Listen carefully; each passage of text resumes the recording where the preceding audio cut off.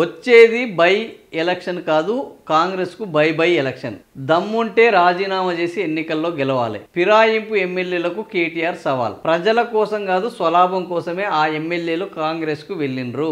So జనరల్గా పార్టీలు మారినప్పుడు నేతలు చెప్పేది ఏంటంటే, మేము మా కోసం వెళ్ళలేదు, ప్రజల కోసం వెళ్ళాము, ఈ ప్రాంతాన్ని అభివృద్ధి చేయడం కోసం వెళ్ళాము. ఎందుకు అదే మరి పార్టీలో ఉంటే ఎందుకు ప్రజలకు మేలు జరగదు అని అంటే, అధికార పార్టీలో ఉంటేనే ఆ అధికార పార్టీ ఆ ఎమ్మెల్యేకు నిధులు ఇస్తుంది, అభివృద్ధి కార్యక్రమాలను వాళ్ళకు మంజూరు చేస్తుంది, సంక్షేమ కార్యక్రమాల్లో ప్రాధాన్యత ఇస్తున్నది అనేది ఈ పార్టీ మారిన నేతలు చెప్పుకునేది. దీనికి కారణం ఎవరయ్యా అని అంటే మళ్ళా ప్రభుత్వమే. ఎందుకు గతంలో గత 20 ఏళ్ల కింద చూసుకుంటే ప్రభుత్వంలో ఎవరున్నా ఎమ్మెల్యేలకు ఒక సమానమైన విధానము, ప్రతిపక్ష ఎమ్మెల్యేలు అడిగితే ఇంకా వాళ్ళకి ఎక్కువ పని చేయాలి, ప్రతిపక్ష ఎమ్మెల్యేలు వాళ్ళకు ప్రభుత్వము సరైన ప్రాధాన్యత ఇస్తుందంటే వాళ్ళు అనవసరమైన రాద్ధాంతం చేయరు అనే పద్ధతిలో వ్యవహారాలు జరిగేవి. కానీ రాను ఏం జరుగుతుందంటే, నువ్వు ప్రతిపక్షంలో ఉంటే నీకు వచ్చే ఒక్క రూపాయి కూడా ఇయ్యను, కనీసం CMRF కూడా, చీఫ్ మినిస్టర్ రిలీఫ్ ఫండ్ కూడా మేము మీకు మంజూరు చేయము అన్న పద్ధతిలో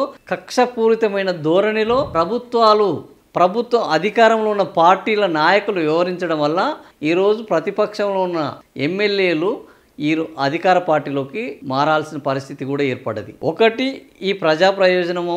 ఎందుకో ఆ ప్రభుత్వంలో మేము 5 ఏళ్ళకి వచ్చాము, 5 ఏళ్ళు ఈ ప్రభుత్వంతో పోరాడడం కంటే ఆ ప్రభుత్వంలోకి వెళ్ళి 5 ఏళ్ళు ఈ ప్రజలకు కొన్ని అభివృద్ధి కార్యక్రమాలు తీసుకురావడం, సంక్షేమ కార్యక్రమాలు అందించే కార్యక్రమం చేయడం అనేది వాళ్ళు ఆలోచిస్తే, ఇంకా చాలామంది కేవలం స్వార్థం కోసము తమ అనుకున్న మౌలిక సదుపాయాలు, రోడ్డు రావాలి, రోడ్డు వస్తే కాంట్రాక్ట్ వస్తుంది, కాంట్రాక్ట్ వస్తే కమిషన్ వస్తుంది, సంక్షేమ కార్యక్రమం పెద్ద బిల్డింగులు కట్టాలి, ఒక కాలేజ్ బిల్డింగ్ కట్టాలి. కాలేజ్ బిల్డింగ్ అంటే ఒక రోజులో అయ్యేది కాదు, 3-4 ఏళ్ళు పడుతుంది. 3-4 ఏళ్ల పాటు ఒక కార్యక్రమం ఉంటుంది.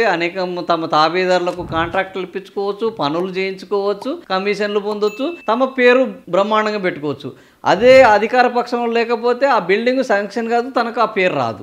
సో ఇది ఒక పేరు కోసం జరిగే స్వార్థము, కమిషన్ల కోసం జరిగే ఒక దందా, తమ కుటుంబ సభ్యుల కోసం ఒకరికి చైర్మన్ పదవి కావాలి, ఒకరికి నామినేటెడ్ పోస్ట్ కావాలి, ఇంకోరికి ఎన్నికల్లో ఇంకో పోస్ట్ కావాలి. సో ఇట్లా కుటుంబ సభ్యుల యొక్క వాళ్ళ రాజకీయ జీవితం కోసం వీళ్ళు పార్టీలు మారడం, ఇట్లాంటి రకరకాల కార్యక్రమాలు ఈరోజు మనం ఈ పార్టీల నాయకుల వ్యవహారాల్లో చూస్తున్నాము. సో ఈరోజు ప్రజల కోసం కాదు, స్వలాభం కోసమే ఆ ఎమ్మెల్యేలు. ఈరోజు ప్రజల కోసం ఇంకా ఎమ్మెల్యేలు లేరు, పార్టీలు లేవు, నాయకులు లేరు, అందరూ స్వలాభమే. సో తనకు మాలిన ధర్మం లేదు అన్న పద్ధతిలోనే ఈరోజు రాజకీయం తయారైంది. ఇంకా ఖమ్మంలో ఒక నాయకుడు ఉన్నారు. సో ఆయన తన జీవితకాలం ఇంకా సైకిల్తోటే నడిచాడు. అలాంటి నాయకులను మనం ఈరోజు మ్యూజియంలో పెట్టుకోవాలి. సో అట్లాంటి నాయకులు ఇప్పుడు లేరు. చివరికి ఒక 2 సార్లు మినిస్టర్ అయిన వాళ్ళు కూడా ఆ తర్వాత 3వ సారి మినిస్టర్ కాగానే విలువలకు వదిలేసి భవనాలు కట్టుకొని జనాల్లో చులకనయ్యే పరిస్థితి వచ్చింది. సో ఈరోజు రాజకీయ నాయకులు అంటే ఆదర్శాలకు ఎక్కడ కూడా వాళ్ళు సింబల్గా లేరు. రాజకీయ నాయకులు అంటే అవినీతి, రాజకీయ నాయకులు అంటే అక్రమం, రాజకీయ నాయకులు అంటే బంధుప్రీతి, రాజకీయ నాయకులు అంటే కుటుంబము సంపాదనకు తెగబడము, రాజకీయ నాయకులు అంటే పీడించుకొని తినడం. సో వీటికి ప్రత్యయ పదాలుగా పర్యాయ పదాలుగా వీళ్ళు మారడం జరిగింది. ఈరోజు రాజకీయానికి ఎవరు వస్తున్నారు అంటే ఈజీగా సంపాదించుకోవాలి అనేవాళ్ళు ఈరోజు రాజకీయానికి వస్తున్నారు. గతంలో రాజకీయం అంటే ఒక సేవ, గతంలో రాజకీయం అంటే ఒక సిద్ధాంతం, గతంలో రాజకీయం అంటే ఒక ఆదర్శం, గతంలో రాజకీయం అంటే ప్రజలకు ఉపయోగపడే పనులు చేయడం. కానీ ఇప్పుడు అది కాదు. ప్రజలను పీడించడము, వాళ్ళను వేధించడము, కేసుల్లో ఇరికించడము, అనుకున్న కమిషన్లు పొందడము, భవనాలను కట్టుకోవడం, ఫామ్ హౌస్లను కట్టుకోవడం, కోట్లు వెనుకేసుకోవడం, విదేశీ యాత్రలు చేయడము, పిల్లలను విదేశాల్లో సెటిల్ చేయడం, ఇది ఇప్పుడు రాజకీయం. ఓట్లేసి గెలిపించిన వాళ్ళకు వెన్నుపోటు, అందరూ అదే పని చేస్తున్నారు. 20 నెలల్లో రేవంత్ రెడ్డి చేసింది ఏమిటో ప్రజలకు చెప్పి ఉప ఎన్నికలకు వెళ్ళాలి. వాళ్ళు ఉప ఎన్నికలకు వెళ్ళినప్పుడు గ్యారంటీగా వాళ్ళు అదే చెప్తారు. దానికి కేటీఆర్ గారు డిమాండ్ చేయాల్సిన అవసరమే లేదు. ఎందుకంటే ఉప ఎన్నికలకు వెళ్ళినప్పుడు వాళ్ళు చేసేదే అది. ఇప్పటికే మాది రైతు రాజ్యం అంటున్నారు, సంక్షేమ రాజ్యం అంటున్నారు, మాది ప్రజాపాలన అంటున్నారు, వాళ్ళు అదే చెప్తున్నారు. పార్టీ మారిన ఎమ్మెల్యేలో సుప్రీంకోర్టు తీర్పుతో ఓటమి భయం పట్టుకున్నది. చాలా మందికి మొన్న సుప్రీంకోర్టు తీర్పుతో కొద్దిగా భయపడుతున్నారు, కానీ పార్టీ మారినప్పుడు ఎవ్వరికి వీళ్ళకి ఏం భయం లేదు. ఎందుకంటే గతంలో కూడా సుప్రీంకోర్టుకు చెన్నమనేని విషయంలో వెళ్ళినప్పుడు, చెన్నమనేని రమేష్ విషయంలో వెళ్ళినప్పుడు ఆయన పదవి అయిపోయిన తర్వాత సుప్రీంకోర్టు తీర్పు వచ్చింది. మా విషయంలో కూడా గట్టినే వస్తుంది అనుకున్నది. బట్ అన్ఫార్చునేట్లీ సుప్రీంకోర్టు 20 నెలల్లోనే దీని మీద ఒక చర్యకు చేపట్టింది. అయినా కూడా అది ఇప్పటికి తెగే అవకాశం లేదు అనేదే రాజకీయ నాయకులకు బలంగా ఉన్నది. సో మరి ఏం జరుగుతుంది? బీఆర్ఎస్ వర్కింగ్ ప్రెసిడెంట్ కాంగ్రెస్ నేతల వసూళ్లకే హైడ్రా కేటీఆర్. కాంగ్రెస్ నేతల వసూళ్లకే కాదు, హైడ్రా అధికారులకు కూడా అది వసూళ్లకే పరిమితమైంది. ఈరోజు రేపు రంగనాథ్ ఆస్తులను చూస్తే ఎంత అనేది ఎవరికైనా అర్థమవుతుంది. రంగనాథ్ నల్గొండలో చేసిన కార్యక్రమాలు ఏంది, రంగనాథ్ వరంగల్లో చేసిన కార్యక్రమాలు ఏంది, హైడ్రాకి తీసుకురావడానికి కారణాలు ఏంది, అవన్నీ మీకు తెలుసు. రంగనాథ్ టీపీగా ఉన్నప్పుడు, వరంగల్లో ఉన్నప్పుడు మీరే ఉన్నారు. ఆయన ట్రాక్ రికార్డ్ ఏందో మీకు తెలియదా? ఆ ట్రాక్ రికార్డ్ తెలిసే కదా తీసుకొచ్చింది. ప్రభుత్వాలు ఏవి ఉన్నా కూడా ఇట్లాంటి అవినీతి అధికారులను ప్రోత్సహిస్తున్నారు. సెటిల్మెంట్ చేసే అధికారులను ఎక్కువ ప్రోత్సహించడం వల్లనే ఇలాంటి దారుణాలు తయారవుతున్నాయి. సో దానికి అందరూ బాధ్యులే తయారు కావాల్సి వచ్చింది. పార్టీ మారిన ఎమ్మెల్యేలు తమ పదవులకు రాజీనామా చేసి దమ్ముంటే ఉప ఎన్నికల్లో పోటీ చేసి తిరిగి గెలవాలని బీఆర్ఎస్ వర్కింగ్ ప్రెసిడెంట్ కె తారక రామారావు ఓ సవాలు విసిరారు. సో మనం సవాలు విసిరే ముందు మనం చేసినప్పుడు ఇదే వర్తించిందా? పార్టీని మారే వాళ్ళు ఆ రోజు రాజీనామా చేసి ఎన్నికల్లో గెలిచే మన దగ్గరికి వచ్చారా? ఆ రోజు మనం చేస్తాం ఒకటి, అవతల వాళ్ళు చేస్తే ఇంకొకటి. సో ఇది మనం మాట్లాడేటప్పుడు ఒకటి ఆలోచించాలి కదా. ఆ రోజు మనం ప్రోత్సహించాం కదా. అంతకుముందు రాజశేఖర రెడ్డి ప్రోత్సహించారు అని చెప్పారు. ఎస్, రాజశేఖర రెడ్డి ప్రోత్సహించినప్పుడు టీఆర్ఎస్ చాలా బాధపడ్డది కదా. ఎంత బాధపడ్డది అని అంటే అసలు టీఆర్ఎస్ ఉనికే పోయేంత వరకు రాజశేఖర రెడ్డి ఆ రోజు పార్టీ ఇంకా కొద్ది కాలం బతికుంటే అసలు టీఆర్ఎస్ బతకదు. రాజశేఖర రెడ్డి చావడం వల్ల టీఆర్ఎస్ బతికిందనే వాదన ఉంది, కానీ రాజశేఖర రెడ్డి బతికి ఉంటే టీఆర్ఎస్ చచ్చేది. ఒకరి బతుకు ఒకరి సావు, ఇంకొకరి సావు ఇంకొకరికి బతుకు, ఇది జరిగింది అనేది చరిత్ర చెప్తున్న వాస్తవం. ఆ రోజు రాజశేఖర రెడ్డి బతికి ఉంటే అనేక ఆరోపణలు ఉన్నాయి. ఏది, విజయశాంతి పోయి ఆయనతో టచ్లో ఉన్నారు, హరీష్ రావు గారు పోయి టచ్లో ఉన్నారు, ఇంకా ముఖ్యమైన వాళ్ళు టచ్లో ఉన్నారు అనేది. అలాంటి పరిస్థితి రాకపోయేది. ఆ రోజు రాజశేఖర రెడ్డి చేసినప్పుడు టీఆర్ఎస్ చాలా బాధపడ్డది. కానీ టీఆర్ఎస్ అధికారంలోకి వచ్చినాక మొదటి దఫా అయింది అంటే టీఆర్ఎస్ బతకడం కోసం ఎమ్మెల్యేలను తీసుకున్నాను. సరే, దాన్ని ఒప్పుకున్నారు జనాలు కూడా. రెండోసారి మరి బ్రహ్మాండమైన మెజార్టీ ఇచ్చారు. రెండోసారి మళ్ళీ ఎందుకు తెచ్చుకున్నారు? 100 మంది దానికి 80 మంది వస్తే అంటే దానికి సమాధానాలు ఎందుకు? ప్రతిపక్షం ఉండకూడదు, ప్రశ్నించకూడదు, మనం ఏం చేస్తే అది నెగ్గాలి అనే ఈ అప్రజాస్వామిక విధానాలు ఏంది? నువ్వు నేర్పిన విద్యే నీరజాక్ష అనేటట్లు ఈరోజు రేవంత్ రెడ్డి ఆ రోజు ఇదే చెప్పాడు. రేవంత్ రెడ్డి ఈరోజు మీరంటున్నది ఆ రోజు రేవంత్ రెడ్డి కూడా అన్నాడు, వీళ్ళని రాళ్లతో కొట్టి చంపండి, అసెంబ్లీ గేటును కూడా తాకనివ్వద్దు అని ఆయన ప్రతిపక్షంలో ఉన్నప్పుడు పార్టీ మారిన ఎమ్మెల్యేలను ఉద్దేశించి కాంగ్రెస్ పార్టీ ఎమ్మెల్యేలను తీవ్రంగా విమర్శించాడు. ఆ రోజు మనం ఏం చేశాము? ఆయన వస్తాడా సస్తాడా, ఇంకా మనమే ఉంటాము, మనమే కలకాలము ఏలికలు పాలికలు అవుతాము అనుకున్నారు. కానీ ఏం జరిగింది? ప్రజల యొక్క తీర్పు అనేది అంతిమం. తానొకటి తలిస్తే దైవం ఒకటి తలిసినట్టు మనం ఒకటి అనుకున్నాం, ఇంకొకటి జరిగింది. ఈరోజు ఎవరు నష్టపోతున్నారు? మనం ఆచరించిన విధానం వల్ల ఈరోజు మనమే నష్టపోతున్నాం. ఎప్పుడైనా తన గోతిని తానే తవ్వుకోకూడదు. ఎందుకు అనంటే ఇట్లాంటివి. ఈరోజు మీరు ఎందుకు మాట్లాడాల్సి వస్తుంది పార్టీ మారిన ఎమ్మెల్యేల గురించి? మనము ఆ రోజు పార్టీ మారిన ఎమ్మెల్యేలను మనం ఆ రోజు ప్రోత్సహించకపోతే ఈరోజు ఇంకా మీ వాదనకు చాలా బలం ఉండేది. మీ వాదన వైపు ప్రజలు ఉండేది. అపహాస్యం పాల్గాకపోయేట వాళ్ళు, అవహేళన పాల్గాకపోయేవాళ్ళు. ఈరోజు మీ దగ్గర నుంచి ఇంతమంది పోకపోయేవాళ్ళు. ఎందుకు? మనం ఒక సిద్ధాంతం మీద ఉన్నాం అనేది. మనకు ఒక సిద్ధాంతం ఉన్నది, మనకు ఒక వ్యక్తిత్వం ఉన్నది, మనకు ఒక విధానం ఉన్నది, మనకు ఒక నైతిక విలువలు ఉన్నాయి అని మన పార్టీలో ఉన్న వాళ్ళు నమ్మితే, మన పార్టీలో వాళ్ళు అవతలకు వైపుకు, మన పార్టీలో ఉన్న వాళ్ళు అది నమ్మలేదు కాబట్టి మనం చేసినప్పుడు ఇట్లా ఉన్నప్పుడు ఇంట్లో ఉన్నప్పుడు కూడా అట్లనే చేద్దామన్న పద్ధతిలో వాళ్ళు వెళ్ళాలి. సో ఈ రోజు లీడర్లో కావాల్సింది ఏంటంటే ఒక లీడర్షిప్ తయారు కావాలి. ఆ లీడర్షిప్ తయారు కావట్లేదు. రాజకీయ పార్టీలు కూడా తయారైన లీడర్లను కొనుక్కోవడం, తయారైన లీడర్లను తమ పార్టీలోకి తీసుకొచ్చి కండువాలు కప్పి వాళ్లకు కుర్చీలు వేయడం వల్ల ఈరోజు విలువలతో కూడిన రాజకీయాలు నడవట్లేదు, సిద్ధాంతాలతో కూడిన రాజకీయ నాయకులు రావడం లేదు, పార్టీలకు బద్దులుగా ఉండే రాజకీయ నాయకులు తయారు కావడం లేదు. కారణము బయట లేదు, మన పార్టీలో ఉన్నది. మన పార్టీలు ఒకప్పుడు జయప్రకాష్ నారాయణ ఉన్నప్పుడు ఆ పార్టీలు, గతంలో కాంగ్రెస్ పార్టీ, ఆ తర్వాత మన దగ్గర టీడీపీ పార్టీ వచ్చినప్పుడు వీళ్ళు అనేక మంది నాయకులను తయారు చేశారు, కొత్త తరాన్ని తీసుకొచ్చారు, నాయకులను తయారు చేశారు, వాళ్లకు నాయకత్వ లక్షణాల గురించి శిక్షణ ఇప్పించారు, వాళ్ళకు విలువల గురించి శిక్షణ ఇప్పించారు. అందుకనే ఈరోజు టీడీపీ పార్టీ ఇంతకాలము ఇంకా నాయకులకు కేర్ ఆఫ్ అడ్రస్గా ఉంది. తెలంగాణ ఉద్యమంలో కూడా నాయకులు తయారయ్యారు, కానీ తెలంగాణ ప్రభుత్వం వచ్చిన తర్వాత నాయకులు తయారు కాలేదు. కారణం ఏంది? ఆలోచించుకోవాల్సిన అవసరం మనదే. తెలంగాణ ప్రభుత్వం ఎందుకు 10 ఏళ్లలో ఎందుకు చేయలేకపోయింది? గత 14 ఏళ్లలో ఎందుకు ఇంతమంది నాయకులు టీఆర్ఎస్ పార్టీలు తయారయ్యారు?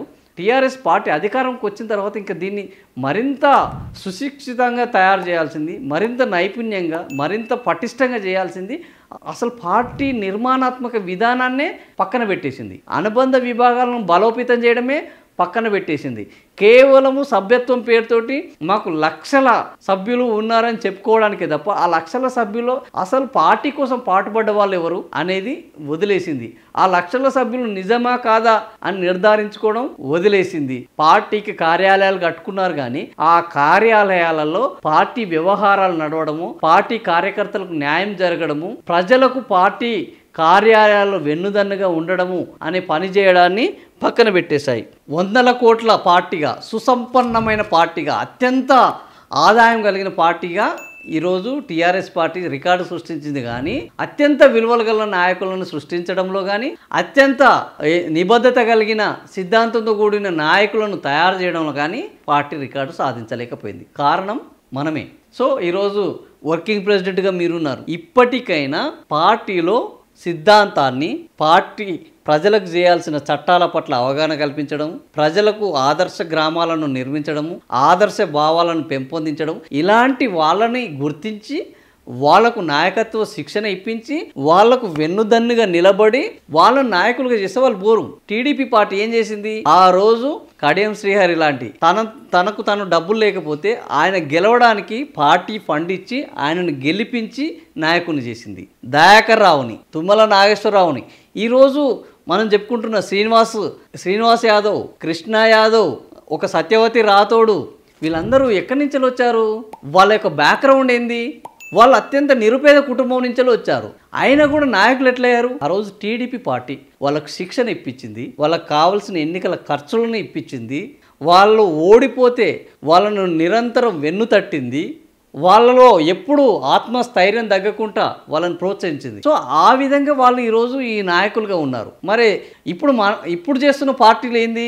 ఎవ్వనికి డబ్బు ఉంటే వానికే టికెట్ ఇస్తున్నారు, ఎవ్వడు అరాచకాలకు ఎక్కువ పాల్పడితే వాడిని ముందట పెడుతున్నారు, ఎవ్వని మీద ఎక్కువ కేసులు ఉంటే వాడిని లీడర్గా భావిస్తున్నారు, ఎవ్వడు ప్రజల్ని ఎక్కువ తిడితే వాడే వాళ్ళ యొక్క స్పోక్స్ పర్సన్ అవుతున్నాడు. ఇది దారుణం. అధికార ప్రతినిధులు ఎవడంటే ఎవరికి ఎక్కువ తిట్లు వస్తే వాడే అధికార ప్రతినిధి. మన దాంట్లో పక్క పార్టీలకు పోయి వచ్చిన నిబద్ధతగా ఉన్న వాళ్ళని పక్కన పెట్టి పక్కన పార్టీ పోయి వచ్చిన వాళ్ళను, పక్కన పార్టీలో గెలిచి వచ్చిన వాళ్ళకు పదవులు ఇస్తుంటివి, పీటలు వేస్తుంటివి. అట్లాంటప్పుడు ఏముంటుంది? ఉన్న పార్టీ నాయకులకు సో ఇంట్లో ఉంటే విలువ లేదు, ఇంట్లో నుంచి పక్క పార్టీలకు పోతేనే విలువ వస్తున్నది, పార్టీ మారితేనే గుర్తింపు వస్తుందన్న విధానాన్ని తీసుకొచ్చింది ఈరోజు మన పార్టీలే. అందుకనే నాయకులు ఇట్లా తయారయ్యారు. సో ఈ విషయాన్ని అర్థం చేసుకోకుండా ఎంతసేపటికి వాళ్ళు వీళ్ళని తిట్టడం, మనం మారనంత వరకు ఎదుటి వాళ్ళు మారరు. సో మనము విలువగల నాయకులను తయారు చేద్దాం. ఎంతోమంది యువత ఉన్నారు. ఈరోజు టీఆర్ఎస్ ఉద్యమంలో పనిచేసిన వాళ్ళు చాలామంది ఉన్నారు. ఇప్పటికీ టీఆర్ఎస్ మా పార్టీ అని చెప్పుకునే వాళ్ళు ఉన్నారు. వాళ్ళని ఎన్నడైనా గుర్తించిన పాపాన పోయినమా? ఉద్యమకారులను గుర్తించకపోతేమి, పార్టీ కోసం బట్టలు చింపుకున్న వాళ్ళని గుర్తించకపోతేమి, వాళ్ళని కనీసం పలకరించకపోతేమి, కనీసము ఆ రోజు ఇట్లా కలిసే అవకాశమే లేదు. ఈ రోజుకు వర్కింగ్ ప్రెసిడెంట్ని కలిసే అవకాశం ఉన్నదా? లేదు. పార్టీ కోసం ఎంతసేపటికి పార్టీ చుట్టూ ఉన్న భజన పరులను పట్టించుకోవడమే, ఎంతసేపు మన చుట్టూ ఉన్న వాళ్ళ సంక్షేమం కోసం పాటుపడమే, వాళ్ళు అవినీతి చేస్తుంటే వాళ్ళని వెంటేసుకురావడమే. మన చుట్టూ ఉన్న వాళ్ళు వచ్చినప్పుడు ఏ స్థాయిలో ఉన్నారు, ఇప్పుడు ఏ స్థాయిలో ఉన్నారు గుర్తించారా? ఎన్ని డబ్బులు పోగేసుకున్నారు గుర్తించారా? మన దగ్గర ఉండి మనతో పాటు ఉంటూ కోవట్టులుగా ఉన్న వాళ్ళు మీకు తెలియదా? అయినా వాళ్ళని కొనసాగించడం లేదా? సో అలాంటప్పుడు ఇంకా మనకు ఎదుటి వాళ్ళను అనే ఒక నైతిక హక్కు ఎక్కడ ఉన్నది? మనము నైతిక విలువలను మొత్తం సమూలంగా పాతేసి మనం ఎదుటి వాళ్ళని ప్రశ్నిస్తే ఏమనుకుంటారు? సో సంస్కరణ మన దగ్గర నుంచి జరగాలి, మార్పు మన దగ్గర నుంచి.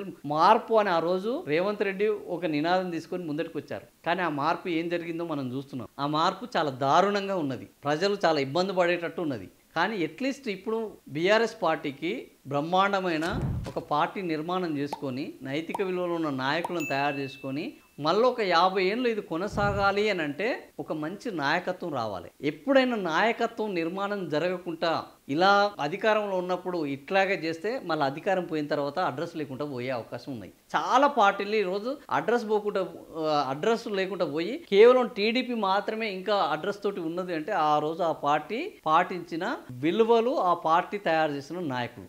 ఇది మనకు ఒక లివింగ్ ఎగ్జాంపుల్, మన కళ్ళ ముందట కనిపిస్తున్న లివింగ్ అండ్ ఎగ్జిస్టింగ్ ఎగ్జాంపుల్. ఈ ఎగ్జిస్టింగ్ ఎగ్జాంపుల్ని కూడా మనం అర్థం చేసుకోకుండా ఇంకా మేము చేసిందే రాజ్యము, మేము చెప్పిందే వేదము, మేము పాటించిందే విధానము అన్న పద్ధతిలో వెళ్తే ఇగో ఇట్లా అవతల వాళ్ళ మీద నోరు బారేసుకోవడము, 24 గంటలు విమర్శలు, ఆరోపణలతో ఉండడమే జరుగుతోంది. సో ఫిరాయింపు ఎమ్మెల్యేలు కేటీఆర్ సవాలు ఇస్తే ఫిరాయింపు ఎమ్మెల్యేలు ఈ సవాళ్ళను స్వీకరించే పరిస్థితిలో లేరు. వాళ్ళు అసలు గుర్తించే పరిస్థితిలోనే లేరు. ఆయన ఎవరు అని ప్రశ్నించే పద్ధతిలో ఉన్నారు. ఆయన ఎవరు అనే పద్ధతిలో ఉండాలి అంటే, ఆయన అన్నారు అని అంటే మనం గుర్తించాలంటే ఫస్ట్ మన దగ్గర నుంచేలా మార్పు మొదలు కావాలి. ఇప్పటికైనా ఈ పద్ధతిలో వివరిస్తే అన్ని రాజకీయ పార్టీలు, నాట్ ఓన్లీ బీఆర్ఎస్, ఈరోజు బీజేపీ కూడా సిద్ధాంతాలు ఉన్నదని చెప్పి రైటిస్ట్ విధానంతో వచ్చి లెఫ్టిస్టులను చేర్పించుకుంటుంది. లెఫ్టిస్టులు అలా చేరిన తర్వాత అందులో ఇవ్వడలేక ఇబ్బంది పడుతున్నారు. వాళ్ళ సిద్ధాంతాలకు వాళ్ళే తిలోదకాలు ఇస్తున్నారు. ఆ పార్టీని పటిష్టం చేసే నాయకులకు పెద్దపీటలు వేయకుండా పక్క పార్టీల నుంచి వచ్చిన నాయకులకు పెద్దపీటలు వేయడంతో ఉన్న నాయకులు ఇదేనా ఈ పార్టీ విధానం అని బీజేపీని ప్రశ్నించే విధానం ఉన్నది. బీజేపీ అలాగే ఉంది, బీఆర్ఎస్ అలాగే ఉన్నది, కాంగ్రెస్ అలాగే ఉన్నది. కాంగ్రెస్ పార్టీలో ఎంతో సీనియర్ నాయకులు ఉంటే బయట నుంచి వచ్చిన రేవంత్ రెడ్డి అందులోకి వచ్చిన తర్వాత వెంటనే వర్కింగ్ ప్రెసిడెంట్ అయ్యారు, ముఖ్యమంత్రి అయ్యారు. ఇక అందులో ఉన్న వాళ్ళు ఏమనుకుంటారు, మనం కూడా ఇందులో ఉండి వేరే పార్టీలకు పోతే తప్ప మనకు కూడా భవిష్యత్తు లేదు అనుకుంటారు. కాంగ్రెస్ పార్టీ అలాగే తయారైపోయింది. ఏ పార్టీ చరిత్ర చూసినా ఏముంది గర్వకారణము, పక్క పార్టీల ఫిరాయింపు నేతలకే అగ్రపీటలు, పక్క పార్టీ నుంచి వచ్చిన నాయకులకే పదవులు అన్న పద్ధతిలో ఈరోజు మన పార్టీలు తయారైనాయి. ఈ విధానం మారితే తప్ప ఈ ఫిరాయింపులు మారవు. ఫిరాయింపులు అనేది చట్టానికి సంబంధించింది కాదు, నైతిక విలువలకు సంబంధించింది. ఆ నైతిక విలువలను పెంపొందించాల్సిన బాధ్యత ఆ పార్టీలది.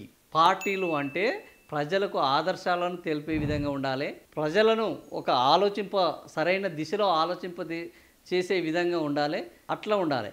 ఈరోజు అలాంటి పార్టీలు మనుగడ సాధించలేకపోతున్నాయి దురదృష్టవశాత్తు. సో అది కాబట్టి ఇప్పటికైనా మనకు బలమైన పార్టీ నిర్మాణం ఉన్నప్పుడు మనమైనా చేయాలి ఇవి.